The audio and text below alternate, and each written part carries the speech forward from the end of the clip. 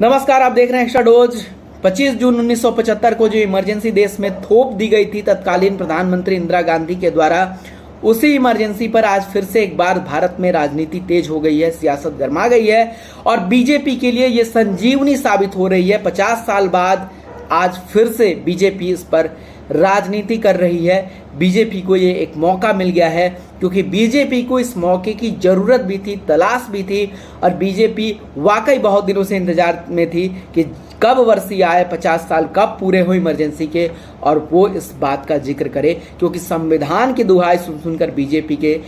ताने जो है संविधान के बीजेपी को पसंद नहीं आ रहे हैं। बीजेपी इसकी काट ढूंढने में लगी है कि इसे कैसे काटा जाए। इस संविधान के जो संविधान को लेकर एक प्रहार हो रहा है बीजेपी पर, किसी बहाने से विपक्ष संविधान पर ही घूर फिर कर आ जाता है और बीजेपी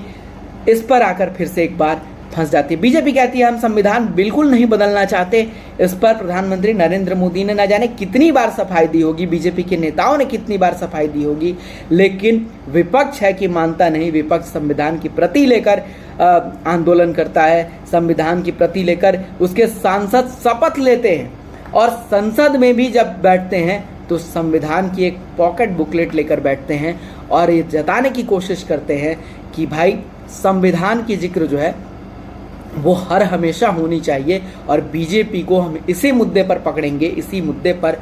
अगर 2024 में बीजेपी की कुछ सीटें कम रह गई तो कहीं ना कहीं इस संविधान का जिक्र जो था, इस संविधान का जो जन्म था, वो उसकी वजह से कहीं ना कहीं जो सीटें बीजेपी की कम हुई उसमें एक कारण ये भी था कि लोगों के अंदर एक भावनाएं जागृत की गई कि देखिए संविधान को बीजेपी बदल देगी और संविधान को अगर बदल देगी तो आरक्षण को भी कहीं ना कहीं प्रहार बीजेपी का होगा आरक्षण पर और आरक्षण को भी बीजेपी खत्म करना चाहती है। और ये मुद्दे जो है वो खूब भुनाए गए इस पूरे चुनाव में, 2024 के लोकसभा चुनाव में, और बीजेपी को इसका खामियाजा भुगतना पड़ा। बीजेपी अब इमरजेंसी चिल्ला रही है क्योंकि बीजेपी को ये एक संजीवनी के तौर पर दिख रहा है कि देखिए जिस राहुल गांधी और जिस प्रियंका गांधी और जो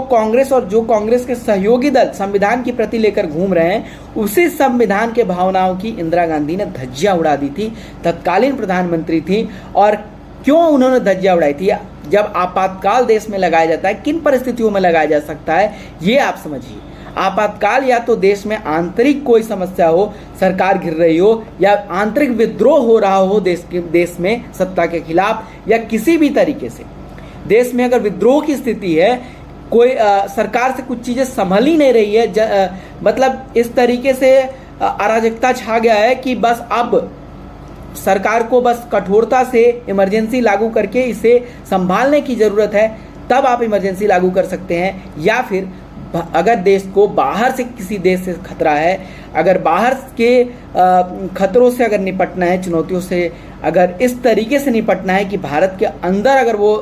खतरा आ गया तो फिर तहस नहस हो जाएगा, उस परिस्थिति में आप इमरजेंसी लगा सकते हैं। यानी कि देश की रक्षा के लिए, चाहे वो आंतरिक रक्षा हो चाहे वो बाहरी सुरक्षा के लिए हो, तभी आप इमरजेंसी लगा सकते हैं। लेकिन इंदिरा गांधी ने इमरजेंसी क्यों लगाया था? इंदिरा गांधी ने अपनी सुरक्षा के लिए इमरजेंसी लगाया था।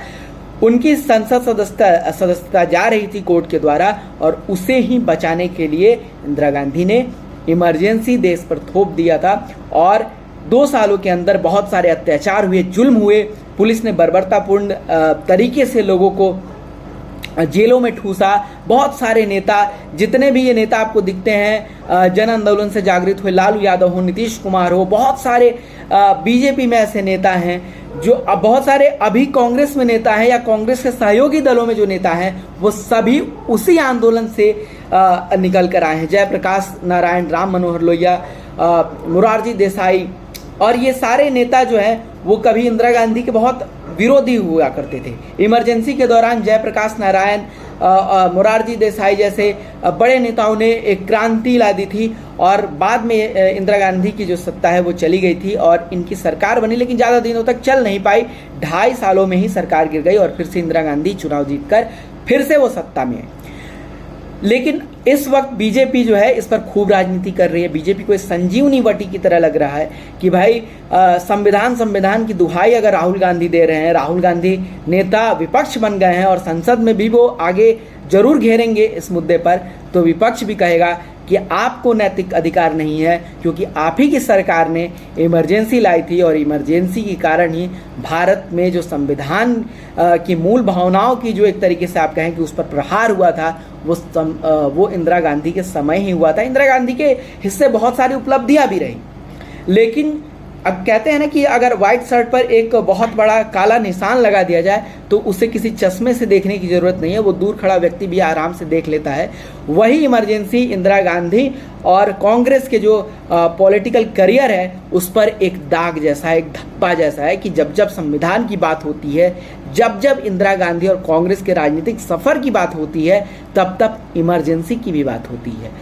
इंदिरा गांधी ने बहुत सारे फैसले किए, चाहे वो पाकिस्तान से बांग्लादेश को एक अलग राज्य एक अलग देश बना देना हो, चाहे वो ऑपरेशन ब्लू स्टार हो, चाहे बहुत सारे ऐसे फैसले हैं जिस पर हम कभी बात करेंगे कि इमरजेंसी के अलावे भी इंदिरा गांधी का बहुत बड़ा रोल है देश की राजनीति में, उस पर भी हम बात करेंगे। लेकिन मौजूदा वक्त अगर इमरजेंसी पर चर्चा हो रही है तो ये जानना जरूरी है कि इमरजेंसी जो है वो देश के लिए नहीं बल्कि अपनी सुरक्षा के लिए लागू किया गया था, और यही कांग्रेस के लिए एक सिरदर्द आज भी बना हुआ है। कांग्रेस के जो भी नेता हैं वो इस पर जवाब देने से बचते हैं।